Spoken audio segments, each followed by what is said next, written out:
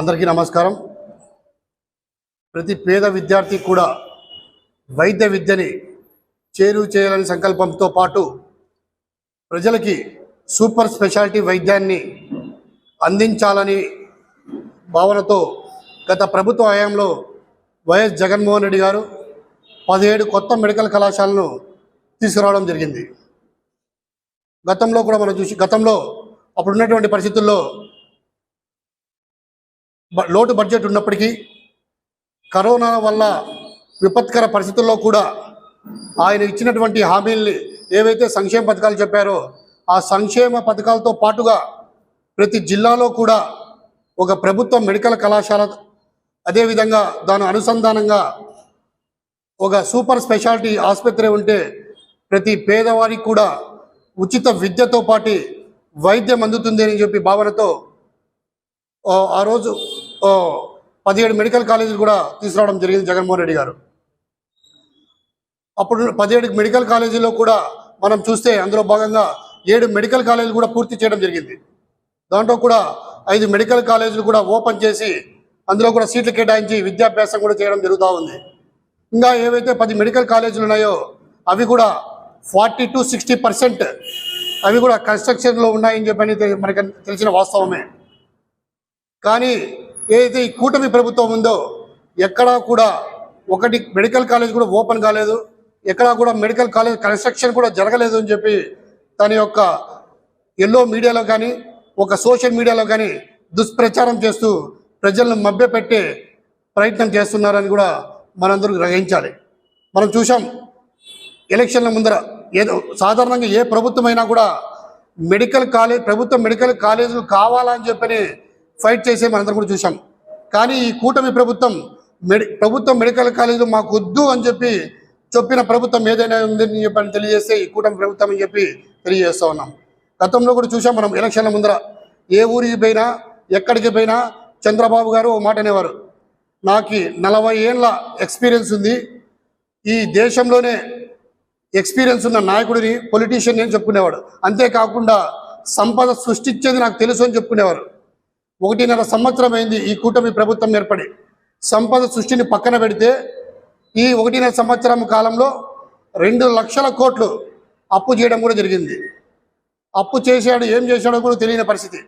ఆయన ఇచ్చినటువంటి హామీలు ఏవైనా సంక్షేమ పథకాలు ఏదైతే చెప్పాడో అవి కూడా అరుకొరుగ్గానే జరిగాయి.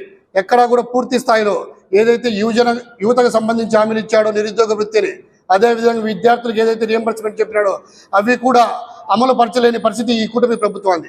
అంతేకాకుండా 5,000 కోట్లు ఖర్చు పెడితే ఏవైతే నిర్మాణంలో ఉన్నాయో ఆ మెడికల్ కాలేజీలు కూడా అన్నీ పూర్తయి ఈరోజు పేదవారికి ఉచిత విద్యతో పాటు వైద్యాన్ని కూడా అందించే పరిస్థితి ఉంది.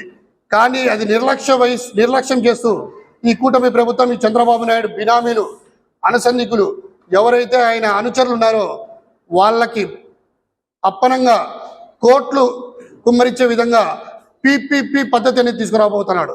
ఆ పీపీపీ పద్ధతి ద్వారా ఏవైతే ప్రభుత్వ మెడికల్ కళాశాలలు ఉన్నాయో అవన్నీ కూడా ప్రైవేటీకరణ చేసే పద్ధతిలో ఈరోజు చంద్రబాబు నాయుడు చేస్తున్న చాలా దుర్మార్గంగా అని చెప్పి మేము భావిస్తూ ఉన్నాం. గతంలో కూడా చూసాం ఆయన 14 సంవత్సరాల కాలం పాలనలో అప్పట్లో 18 ప్రైవేట్ మెడికల్ కళాశాలలు ఉండేటివి. ఆ 18 మెడికల్ కళాశాలలో కూడా ఆయన హయాంలోనే 12 ప్రైవేట్ మెడికల్ కళాశాలలో పర్మిషన్ ఇచ్చారంటే ఆయన ప్రైవేటీకరణ ప్రైవేట్ వైద్య విద్యాశాలను ఏ విధంగా ఎంకరేజ్ చేస్తున్నారో కూడా మనందరూ కూడా గ్రహించగలము. అంతేకాకుండా ఈరోజు మనం సాధారణంగా ఎవరైనా ఒక పిల్లోని కానీ ఎవరైనా కానీ మన ఇంటి పక్కన కానీ పిల్లోని కానీ ఎవరైనా మనం ఒకసారి అడిగితే వాళ్ళే చెప్తారు, అన్న పెద్ద అయ్యాక మీరు ఏమి కావాలని అనుకున్నారు బాబు అని మనం ఒకసారి అడిగితే వాళ్ళందరూ కూడా ఒకటే మాట, మేము డాక్టర్ కావాలని చెప్పినాము. ఒక ఆశ, ఒక డాక్టర్ అనేది ఒక ఆశ, ఎవరికైనా కూడా పేద విద్యార్థికి డాక్టర్ కావాలంటే ఒక ఆశ. అలాంటి ఆశను ఒక అందరి ద్రాక్షగా, వైద్య విద్య అంటేనే ఒక అందరి ద్రాక్షగా చేసే ప్రయత్నమే ఈ కూటమి ప్రభుత్వం చేస్తూ ఉందని చెప్పి అందరూ కూడా మీ అందరికీ కూడా తెలియజేస్తా ఉన్నా. ఈ పీపీ పద్ధతి ద్వారా ఏదైతే ప్రైవేటీకరణ చేస్తున్నారో దాన్ని వ్యతిరేకంగా రేపటి రోజున ఏదైతే మా ప్రజల పక్షాన వైఎస్ఆర్ కాంగ్రెస్ పార్టీ పెద్ద ఉద్యమాన్నే చేస్తున్నామని కూడా మీ అందరికీ కూడా తెలియజేస్తూ ఉన్నాం. అందులో భాగంగా రేపటి రోజున అనంతపురం మున్సిపల్ ఆఫీస్ నందు కోటి సంతకాల స్వీకరణ కార్యక్రమాన్ని చేపట్టబోతున్నాం. దానికి ముఖ్య అతిథిగా మా జిల్లా అధ్యక్షుడు అనంత వెంకటరామరెడ్డి గారు, అదేవిధంగా యువజన విభాగం రాష్ట్ర వర్కింగ్ ప్రెసిడెంట్ అయినటువంటి బైరెడ్డి సిద్ధార్థరెడ్డి గారు పాల్గొంటున్నారు. రేపటి రోజున జరగబోయే ఈ కార్యక్రమానికి పెద్ద ఎత్తున మేధావులు, అదేవిధంగా విద్యార్థులు, అదేవిధంగా యువత పెద్ద ఎత్తున తరలి వచ్చి ఈ కార్యక్రమాన్ని విజయవంతం చేసి ఈ నిర్ణయాన్ని ఈ ప్రభుత్వం వెనక్కి తీసుకునే విధంగా మీరందరూ కూడా పెద్ద ఎత్తున పాల్గొంటారని చెప్పని తెలియజేస్తా ఉన్నాను.